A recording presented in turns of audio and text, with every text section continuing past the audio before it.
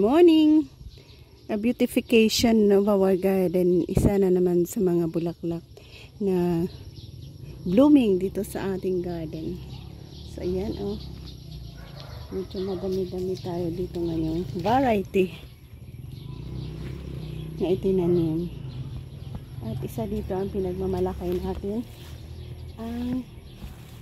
Ayan.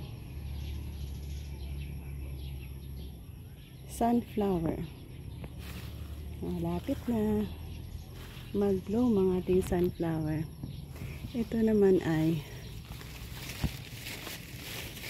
pwede pala natin yung tanggalan. Yan dito mas madami rin oh. Mga blooming flowers natin yan. Good morning and ayan. Fully guarded natin ito kasi gusto natin lumanda.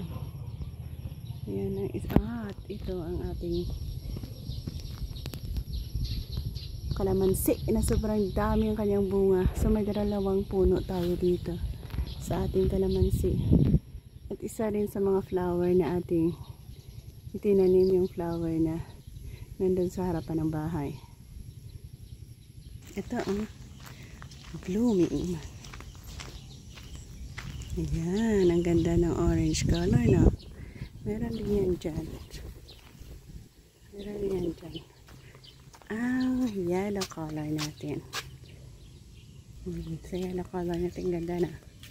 Tingkad, ito din naman mga orange na bago natin itinanim dyan. Okay, ganda nga din naman, oh.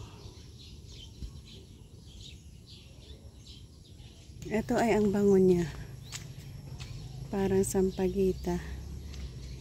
Napakadami din ang kanyang bulaklak. Ito ang area kung saan growing at ang dami ng ating variety ng flower dyan.